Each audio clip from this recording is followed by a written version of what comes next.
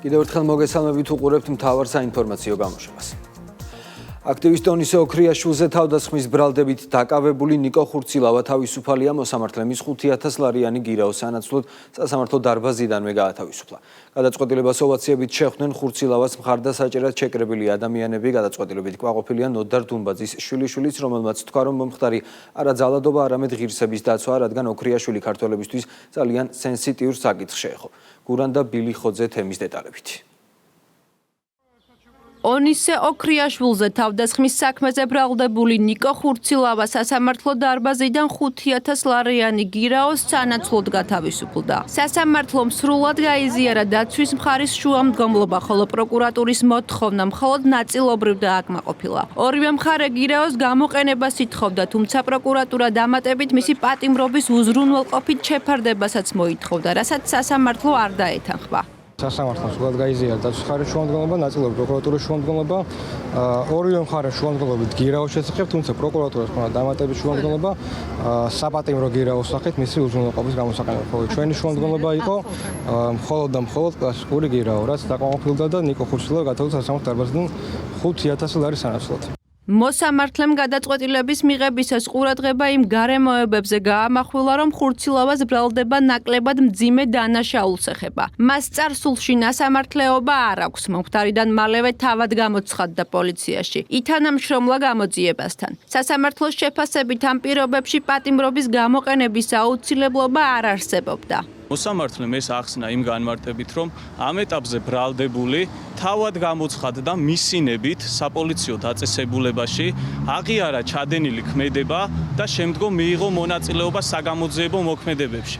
ასევე განმარტა, რომ ვინაიდან ეს არის ნაკლებად მძიმე დანაშაული და ეს არის პირველი შემთხვევა, როდესაც ბრალდებულს კვეთა აქვს სისხლის სამართალთან, ანუ აქვს ჩადენილი დანაშაულებრივი ქმედება, ეს მიიღო თვალთახედვის არეში და შესაბამისად მას შეუფარდა გირაო 5,000 ლარის ოდენობით. სწორედ ამ რისკიდან გამომდინარე განმარტა, რომ არ იყო საჭირო პატიმრობის გამოყენება. სასამართლოს გადაწყვეტილებას ხურცილავას გულშემატკივრები ოვაციებით შეხვდნენ. თბილისის საქალაქო სასამართლოსთან შეკრებილები ამბობდნენ, რომ ძალადობას არ ამართლებენ. თუმცა მათი შეფასებით ონისე ოქრიაშვილის მიერ გაკეთებულმა განცხადებებმა საზოგადოების სამართლიანი აღშფოთება გამოიწვია. მხარდამჭერებს შორის იყო ნოდარ დუმბაძის შვილიშვილიც, რომელმაც განაცხადა, რომ ნიკო ხურცილავას ამ შემთხვევაში არა მოძალადედ, არამედ ღირსების დამცველად მიიჩნევს.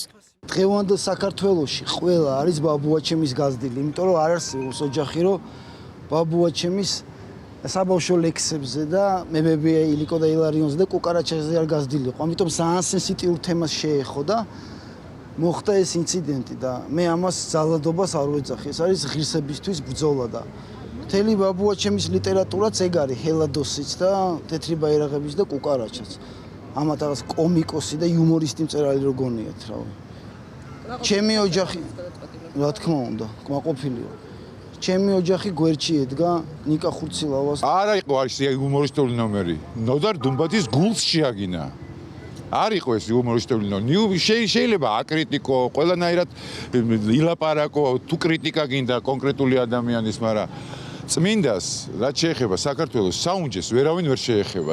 რასაც ამდენი დღეა საზოგადოების დიდი ნაწილი აკრიტიკებს მიხეილ სააკაშვილი პირიქით, დადებითად აფასებს და მხარდაჭერას უცხადებს. მსჯავრდებულმა ექს-პრეზიდენტმა სოციალურ ქსელში პოსტი გაავრცელა, სადაც ოქრიაშვილს მხარდაჭერა გამოუცხადა და მას გონება გახსნილი ახალგაზრდა უწოდა.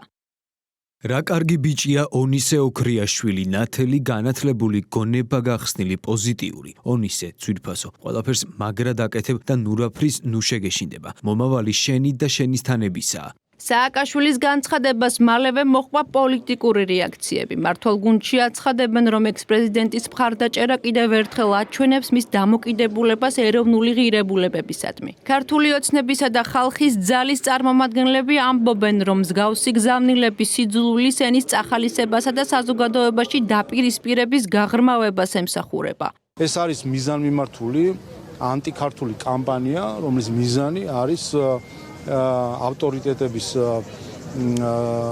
გაქრობა და როდესაც ავტორიტეტი აღარ ყავს საზოგადოებას, როდესაც აღარ ყავს მისაბაძი მაგალითები და როდესაც მორღვეული აქვს ფუნდამენტი, შემდეგ რასა იუკნევიჩენის დონის ადამიანი წარმოჩინდება შემდეგ უკვე როგორც მთავარ ავტორიტეტად და მას უნდა გავყვეს საზოგადოება. ეს არის ზუსტად ჩანაფიქრი და ამას უნდა აღვდგეთ წინ. ჩვენ არ უნდა გავგიკევდეს ის, რომ მიხეილ სააკაშვილი წაახალისებს ყველაფერს იმას, რაც ამ ქვეყანაში პოლარიზაციას, ადამიანებს შორის დაპირისპირებას და ეროვნული პასეულობების და ღირებულებების შეურაცხყოფას ემსახურება. გამომდინარე აქედან, რა თქმა უნდა, მისთვის ისეთი ადამიანები, რომელიც საქართველოს ისტორიაში, ხელოვნებაში, მწერლობაში, საზოგადოებრივ ცხოვრებაში რაღაცა ღირსებას, შემოქმედებას, სიკეთეს გამოხატავდნენ, ეს ყველაფერი მიუღებელი. ფსევდოლიბერალური, გარედან დაფინანსებული და საქართველოს ნომერ პირველი აგენტის მიერ გაჟღერებული ფრაზები, გაჟღერებული ლაიტმოტივი, რომელიც პირდაპირ წამახალისებელია ძალადობის, ებრძვიან ავტორიტეტებს, ებრძვიან მორალურ ღირებულებებს, ეკლესიას, საპატრიარქოს, ყველაფერ იმას, რაც წარმოადგენს ქართულის შემადგენელ ნაწილს. კაცი, რომელმაც მტერს ლანგრით მიართვა ჩვენი ქვეყნის ტერიტორიების დიდი ნაწილი. შიდა ქართლი მავთუხლართით გადააღობინა მტერს. ლანგრით მიართვა კოდურის ხეობა. კაცი, რომელიც 9 წლის განმავლობაში აუბედურებდა თავის ქვეყანას, დასცინოდა წმინდანებს. ამიტომ მე მისგან არ მიკვირს წაქეზება და შექება ისეთი ადამიანების, ვინც ამ ზნეობრივ ორიენტირებზე ილაშქრებენ და ზნეობრივი ორიენტირების წინააღმდეგ გამოდიან. ასეთი თაობის შექმნის მიზანი ჰქონდათ სწორედ აი ამ ლიბერალური ფაშიზმის წარმომადგენლებს და მათ შორის მაგიტო იყო ეს აგენტურა ხელისუფლების სათავეში, მაგიტო მოიყვანეს თავის დროზე, რომ შეექმნათ ისეთი თაობა, რომელიც ამ ყველაფერს იკადრებდა. როდესაც ახალგაზრდა იმას კადრულობს, რომ საქართველოს ისტორიას აგინებს, ეკლესიას აგინებს, სასულიერო პირებს აგინებს, მწერლებს აგინებს და მერე ცდილობს როგორ მეს გაამართლოს, დამთავრებულია იქ საქმე. ქვეყანას, რომელსაც არ უნდა რომ წარსული კონდეს, არც მომავალი არ ექნება. თავად ნიკო ხურცილავას სასამართლოს დატოვების შემდეგ მედიასთან კომენტარი არ გაუკეთებია. საქმეზე არსებითი განხილვა სასამართლოში მოგვიანებით გაგრძელდება. ქვეყნის მასშტაბით ელექტროენერგიის მიწოდების ავარიულად არაერთ გზის გათიშვის გამო სახელმწიფო უსაფრთხოების სამსახურმა გამოძიება დაიწყო. საქმე აღსრულია სისხლის სამართლის კოდექსის 318 საბოტაჟის მუხლით, რაც საქართველოს სახელმწიფოებრივი ინტერესებისთვის საფრთხის შექმნის მიზნით სახელმწიფო საწარმოს ან სხვა მნიშვნელოვანი ობიექტების ნორმალური ფუნქციონირების ხელშეშლას ან მათ დაზიანება განადგურებას გულისხმობს.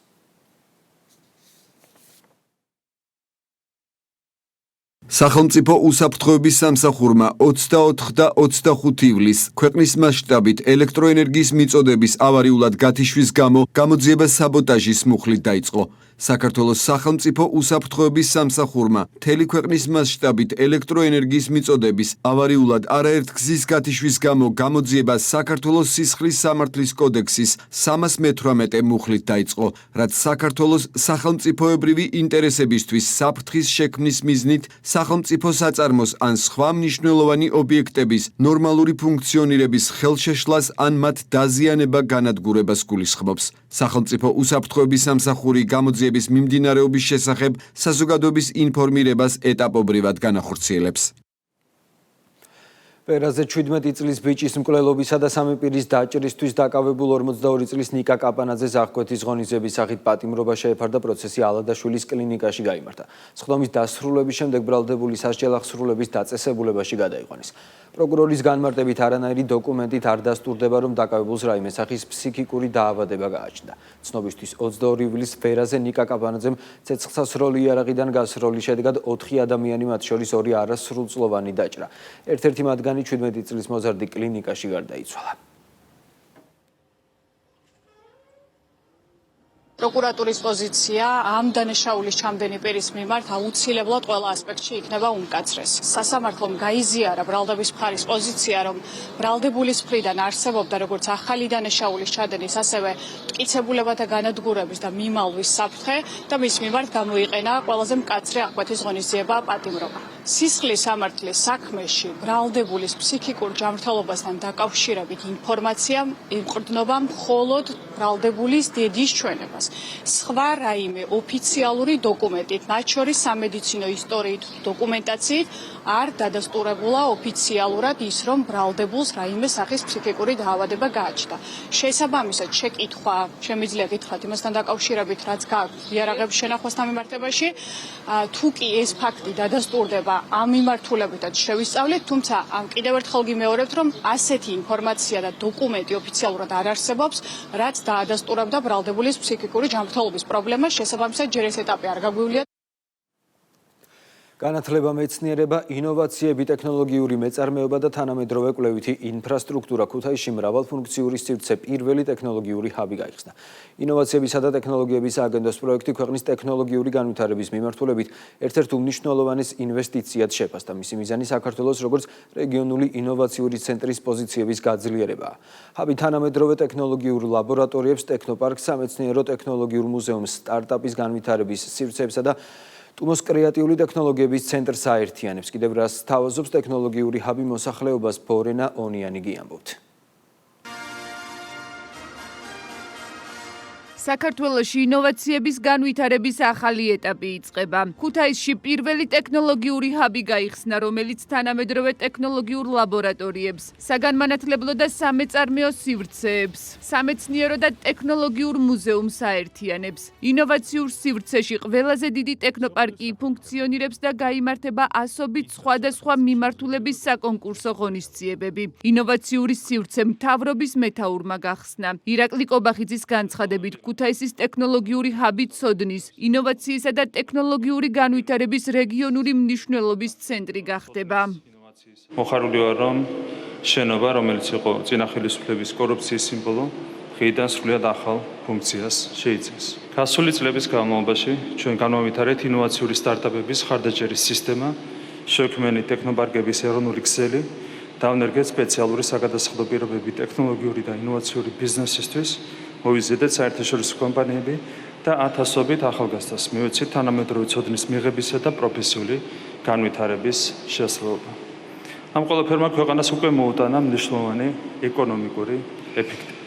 მთავრობის ხელშეწყობით 300-ზე მეტმა ინოვაციურმა და მაღალტექნოლოგიურმა სტარტაპმა 800 მილიარდზე მეტი ეკონომიკური სარგებელი შექმნა. ცოდნასა და ინოვაციებზე დაფუძნებული ეკონომიკური განვითარება მთავრობის ერთ-ერთი პრიორიტეტია. სწორედ ამ მოტივით გაიხსნა ჰაბი, რომლის მიზანიც ქვეყნის, როგორც რეგიონული ინოვაციური ცენტრის პოზიციის გაძლიერებაა. ჩვენი ეკონომიკური პოლიტიკის მიზანია ეკონომიკური ზრდა ეფუძნებოდეს მეტ ცოდნას, მეტ ტექნოლოგიასა და ინოვაციას და ქმნიდეს მაღალანაზღაურებად სამუშაო ადგილებს საქართველოს თითოეულ რეგიონში. ქუთაისის ტექნოლოგიური ჰაბიც სწორედ ამ მიზანს ემსახურება. დღეს მსოფლიოში დინამიურად ცვალებადი გარემოა, ხელოვნური ინტელექტი, ციფრული ტექნოლოგიები და მონაცემებზე დაფუძნებული ეკონომიკა განსაზღვრავს სახელმწიფოების, სექტორებისა და ეკონომიკების კონკურენტუნარიანობას. ტექნოლოგიური ჰაბის თანამედროვე ლაბორატორიები დრონების, რობოტიკისა და ავტომატიზაციის მიმართულებებს მოიცავს. ახალი ინოვაციური ცენტრი საქართველოში იქნება ადგილი, სადაც სტუდენტები, სტარტაპები და ინოვატორები ისწავლიან, შექმნიან და ტექნოლოგიურ იდეებს ერთ სივრცეში განავითარებენ. თავის-თავში ქუთაისის ტექნოლოგიური ჰაბი წარმოადგენს მრავალფუნქციურ სივრცეს, სადაც ერთის მხრივ არის ტექნოლოგიური და სამეცნიერო მუზეუმი, სადაც როგორც ბავშვებს, ასევე სტუმრებს ექნებათ საშუალება, რომ საბუნებისმეტყველო მეცნიერებებს, ტექნოლოგიებს ხელით შეეხონ პირდაპირი გაგებით. არის უამრავი სივრცე სხვადასხვა პროექტების საკეთებლად, ჯგუფური სამუშაოების ჩასატარებლად. განათლება არის ერთ-ერთი ის ფუნდამენტი, რომელზეც ზოგადად ტექნოლოგიური მიმართულება, რა თქმა უნდა, არის დაფუძნებული. ეს არის მთელი ქვეყნისთვის წარმატება, რომ ჩვენ გვაქვს უკვე სივრცე, სადაც შეიძლება ყველაფრის მიღება, როცა ახალგაზრდა მოტივირებული და შეისწავლოს ტექნოლოგიები, ასევე რეგიონის განვითარებისთვის ეს არის უნიკალური საშუალება, შესაძლებლობა დასავლეთ საქართველოში მსგავსი სივრცე პრაქტიკულად იყო ძალიან მნიშვნელოვანი რომ ყოფილიყო. აღნიშნული ტექნოპარკი არის რეგიონული მნიშვნელობის და პირდაპირ მინდა ვთქვა, რომ ჩვენ როგორც IT საზოგადოებისთვის, სადაც ძალიან მნიშვნელოვანია, რომ საქართველოში იყოს ძალიან ბევრი მოტივირებული ახალგაზრდა. ჰაბის კიდევ ერთი მნიშვნელოვანი ნაწილი ინტერაქციული სამეცნიერო და ტექნოლოგიური მუზეუმია, სადაც 50 თანამედროვე ექსპონატია წარმოდგენილი. მათი ნაწილი პოლონეთის კოპერნიკის სამეცნიერო ცენტრთან თანამშრომლობით შეირჩა. ექსპოზიცია აერთიანებს ფიზიკის, მათემატიკის, ოპტიკის, ასტრონომიის, ასევე ხელოვნური ინტელექტისა და თანამედროვე ტექნოლოგიების თემატიკას. აქ არის წარმოდგენილი ინტერაქციული მუზეუმი, წარმოდგენილია წამყვანი თანამედროვე ლაბორატორიები, რობოტექნიკის მიმართულებით, ელექტრონიკის, დრონების, შესაბამისად ნებისმიერ საქართველოს მოქალაქეს, რომელსაც შეუძლია ქონდეთ ინოვაციური იდეა, შეუძლებელია მას ფრთები ამ სივრცეში არ შეესხას. თანამედროვე ტექნოლოგიური ეკოსისტემის განუყოფელი ნაწილი ხდება ქუთაისის საერთაშორისო უნივერსიტეტი, რომელიც აკადემიურ და სამეცნიერო საფუძველზე. ჰაბს მისცემს შესაძლებლობას გახდეს არა მხოლოდ სასწავლო და სამუშაო სივრცე, არამედ ახალი ცოდნისა და მაღალტექნოლოგიური პროდუქტების შექმნის ცენტრი.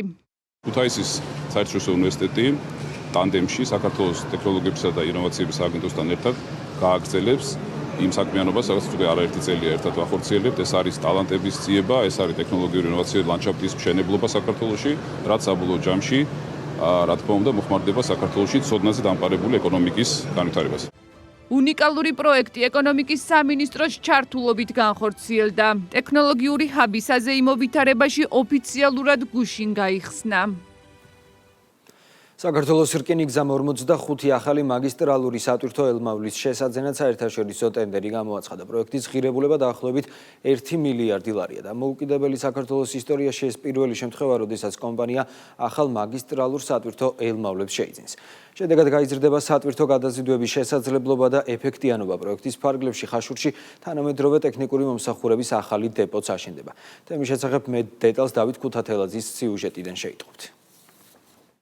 საქართველოს სატრანზიტო პოტენციალის კიდევ უფრო გაძლიერებისა და ქვეყნის სარკინიგზო ინფრასტრუქტურის მოდერნიზაციის მიმართულებით მნიშვნელოვანი ნაბიჯი გადაიდგა. საქართველოს რკინიგზამ 45 ახალი მაგისტრალური სატვირთო ელმავლის შესყიდვის მიზნით საერთაშორისო ტენდერი გამოაცხადა. ეს დამოუკიდებელი საქართველოს ისტორიაში პირველი შემთხვევაა, როდესაც კომპანია სრულიად ახალ მაგისტრალურ სატვირთო ელმავლებს შეიძენს. პროექტის საერთო ღირებულება დაახლოებით 1 მილიარდი ლარია და ტრანსკასპიური სატრანსპორტო დერეფნის საქართველოს ხელმისაწვდომობისა და ტრანსპორტის გაუმჯობესების პროექტის ფარგლებში სოფლიო ბანკისა და აზიის განვითარების ბანკის მხარდაჭერით ხორციელდება. სწორედ არის საქართველოს მთავრობის იმ გრძელვადიანი ხედვის ნაწილი, რომელიც ჩამოყალიბდა ზოგადად ტრანსპორტის სფეროსთან მიმართებით და როგორც მოგეხსენებათ, რკინიგზაში შემუშავებულია 10 წლიანი განვითარების სტრატეგია, რომლის ერთ-ერთი ხელშესახები შედეგიც არის სწორედ ამ შესყიდვის განხორციელება. დღეს საქართველოს რკინიგზის საელმავლო პარკის მნიშვნელოვანი ნაწილი 10 წლეულებია ემსახურება ქვეყნის ეკონომიკას, თუმცა მათი ექსპლუატაციისვა და ეტაპობრივად სრულდება. სწორედ ამიტომ ახალი ელმავლების შეძენა მხოლოდ ტექნიკის განახლება არ არის. ეს არის ინვესტიცია ქვეყნის სატრანსპორტო მომავალში. თანამედროვე ლოკომოტივები გაზრდის გადაზიდვების მოცულობას,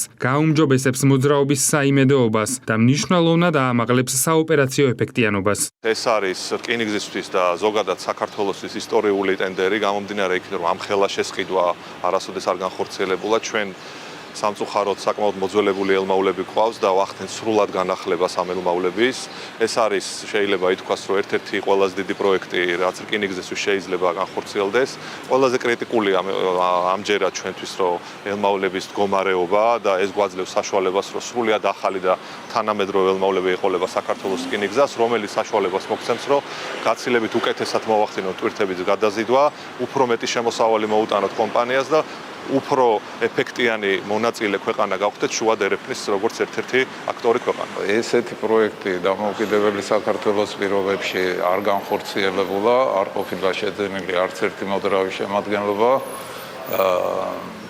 ეს ნამდვილად დიდი მოვლენა საქართველოსთვისაც და საქართველოს რკინიგზისთვისაც. ახალი თაობის ელმავლები გაცილებით მაღალი წარმადობით, ენერგოეფექტურობითა და თანამედროვე ტექნოლოგიური შესაძლებლობებით იქნება აღჭურვილი. მათი ექსპლუატაცია შეამცირებს ტექნიკური მომსახურების ხარჯებს, გაზრდის სისტემის საიმედოობას და მნიშვნელოვნად გაამარტივებს მზარდი სატვირთო ნაკადების მომსახურებას. შედეგად ქართული რკინიგზა უფრო კონკურენტუნარიანი გახდება როგორც რეგიონულ, ისე საერთაშორისო სატრანსპორტო ბაზარზე. განსაკუთრებული მნიშვნელობა ენიჭება იმასაც, რომ პროექტი მხოლოდ ელმავლების შესყიდვით არ შემოიფარგლება. ხაშურში აშენდება თანამედროვე სტანდარტების შესაბამისი ახალი დეპო, რომელიც აღიჭურება უახლესი ტექნოლოგიური სისტემებით. სატენდერო პირობების მიხედვით გამარჯვებული კომპანია საკუთარი რესურსებით დააპროექტებს, ააშენებს და სრულად აღჭურავს ახალ ტექნოლოგიურ ბაზას, რაც მომავალში თანამედროვე მოძრავი შემადგენლობის გამართულ მომსახურებას უზრუნველყოფს. ახალი ელმოლების შესყიდვა საქართველოს რკინიგზისთვის სტრატეგიული მნიშვნელობის ნაბიჯია, რომელიც ერთდროულად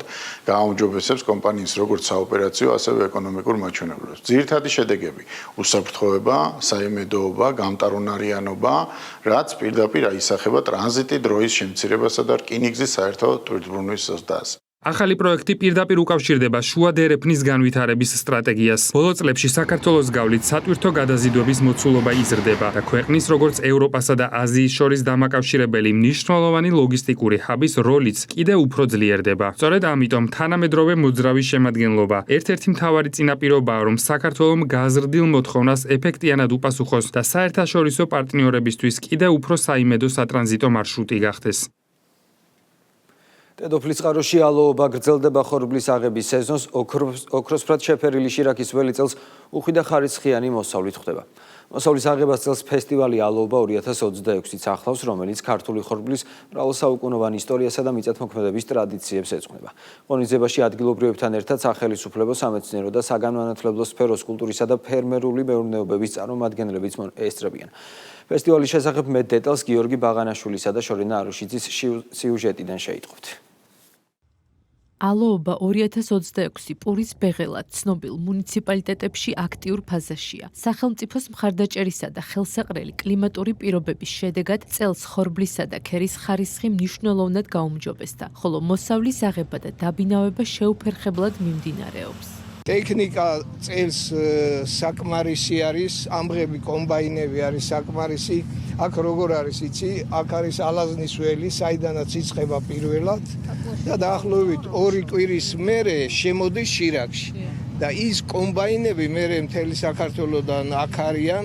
ხორბლის მოსავლის აღების პროცესს საქართველოს პარლამენტის თავმჯდომარე შალვა პაპუაშვილი და გარემოს დაცვისა და სოფლის მეურნეობის მინისტრი დავით სონღულაშვილი დედოფლის წყაროში შირაქის ველზე გაეცნენ. შეხვედრაზე დარგში არსებული გამოწვევები, ფერმერების საჭიროებები და ხორბლის წარმოების განვითარების პერსპექტივები განიხილეს.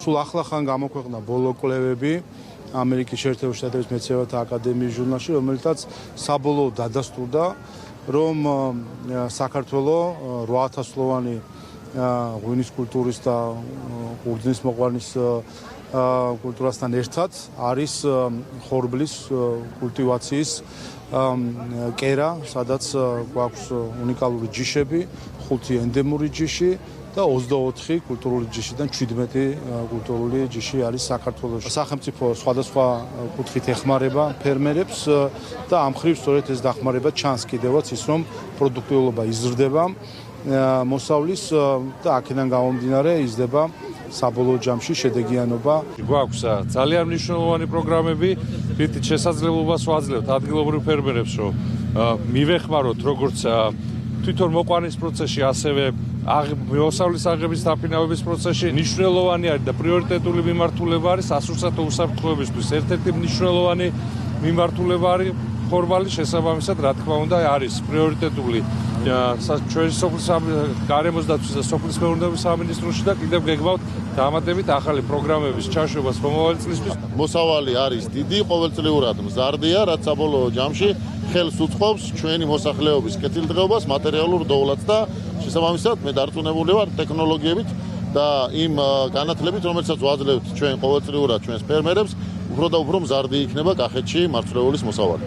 ქართული ხორბალი საქართველოს ისტორიის, კულტურისა და ეროვნული იდენტობის განუყოფელი ნაწილია. სწორედ ამ კულტურისა და მრავალსაუკუნოვანი ტრადიციებისადმი მიძღვნილი ფესტივალი ალოობა 2026 დედოფლის წყაროს მუნიციპალიტეტში გაიმართა. ღონისძიებაში ხელისუფლების წარმომადგენლებთან ერთად მონაწილეობდნენ სახელმწიფო უწყებების, სამეცნიერო და საგანმანათლებლო დაწესებულებების, კულტურის სფეროსა და ფერმერული მეურნეობის წარმომადგენლები. საფუძველი ჩაეყარა ამ ლამაზ ტრადიციას, ფესტივალს, სადაც წარმოდგენილი არის ყველაფერი, რაც ხორბალთან არის დაკავშირებული, დაწყებული ხორბლის მოყვანიდან დამთავრებული პურამდე, როგორც ისტორია, ასევე შემეცნებითი ნაწილი, სამეცნიერო ნაწილი. ასეთი ტიპის ღონისძიებები მნიშვნელოვნად წაადგება ცნობადობის ამაღლებას ყველა სასოფლო-სამეურნეო კულტურასთან მიმართებაში და განსაკუთრებით დღეს ხორბალზე ვსაუბრობ. აღსანიშნავია, რომ 2025 წელს საქართველოში წარმოებულია 145,300 ტონა ხორბალი, საიდანაც დაახლოებით 80% კახეთის რეგიონზე მოდის. 2025 წელს ხორბლის საშუალო მოსავლიანობამ ჰექტარზე 2,9 ტონა შეადგინა. ქობულეთის ცენტრალურ პარკში ზაფხულის ფესტივალი გაიმართა, მოეწყო საზაფხულო დეკორაციებითა და ინსტალაციებით მორთული საფესტივალო სივრცე, სადაც სტუმრების განწყობაზე მიწვეული და ადგილობრივი ბენდები ზრუნავდნენ. ტერიტორიაზე განთავსებული იყო კვების და მოსასვენებელი სივრცეები, მიმდინარეობდა საბავშვო აქტივობები. ფესტივალი აჭარის ტურიზმის დეპარტამენტის ტურისტული პროდუქტების განვითარების სააგენტოს ორგანიზებით ჩატარდა. ჩვენ გვაქვს ძალიან კარგი ტურისტული სეზონი. უამრავი ვიზიტორი ყავს ქობულეთს და ქობულეთს ნამდვილად აქვს სათქმელი თუ რატო უნდა ჩამოვიდეს ვიზიტორი სტუმარი ქობულეთში. ეს არის შერწყმა და სინთეზი ზღვის, მთის და ბარის. და ჩვენ ვხედავთ განსაკუთრებულ სერვისებს, განვითარებულ ინფრასტრუქტურას. რა თქმა უნდა, ბევრი რამ კეთდება. ძალიან შვენიერია, ძალიან მოუწონს. მინდა რომ კიდევ იყოს მსგავსი რაღაცები. ძალიან კარგია და მოხარული ვიქნები თუ ხშირად გაიმართება მსგავსი ღონისძიებები ყველა ქალაქში. ფესტივალი იყო დაზვერტული, თემატურად, დეკორაციებით, ინსტალაციებით. პროგრამა იყო მრავალფეროვანი, წარმოდგენილი იყო როგორც ადგილობრივები, ასევე მოწვეული ბენდები. ავსტრალიის ქალაქ სიდნეიში წყალბურთის მსოფლიოს თასის ფინალური ეტაპი მიმდინარეობს. საქართველოს წყალბურთელთა ეროვნულმა ნაკრებმა ტურნირზე შესარჩევი ეტაპის გავლით ისტორიაში პირველად იასპარეზა. ეროვნული ნაკრები იტალიის, მონტენეგროსა და ხორვატიის ნაკრებებს შეხვდა და სამივე მატჩი დათმო. მატჩებს სპორტის მინისტრი მოადგილესთან და საქართველოს საწყლოსნო სპორტის სახეობათა ფედერაციის პრეზიდენტთან ერთად ესწრებოდა. მსოფლიოს თასის ფინალში საქართველოს პირველად 2021 წელს ითამაშა 5 წლის წინ ტურნირი საქართველოში ჩატარდა. თავარი გამარჯვება არის ის, რომ ჩვენ 8 საუკეთესო გუნდს შორის მოხვდით. შესაბამისად, ჩვენი გუნდისთვის ეს პირველი გამოცდილება იყო და შეიძლება ფსიქოლოგიურად ვერ ვიყავით მომზადებული. დარწმუნებული ვარ, რომ გუნდი მზადების პროცესს კიდევ გააგრძელებს, კიდევ მოემზადება იმისთვის, რომ ჩვენი თავარი საწინდარი, რომელსაც ქვია ოლიმპიურ თამაშებზე თამაში, მივაღწიოთ. ჩვენთვის ერთგვარი გამოცდილება იყო, მაგრამ ამავდროულად ამბიციაც გვაქვს უკვე დიდი ხანია, დაგვიჩნდა ეს ამბიცია, რომ დავამარცხოთ სოფლიო გრანდები, ეს არაერთხელ გვიქნია. ყველაფერი წინა, რა თქმა უნდა, რაღაცა ჩვენც უნდა დავფიქრეთ და რაღაცა შესაბამისი გადაწყვეტილებები იქნება თამაშების მერე მიღებული, განიხილება ფედერაციაში და ნახოთ, მაგრამ მე მინდა ბიჭებს წარმატება უსურვო. ასეთი იყო ახალი ამბები, მე დროებით გემშვიდობებით.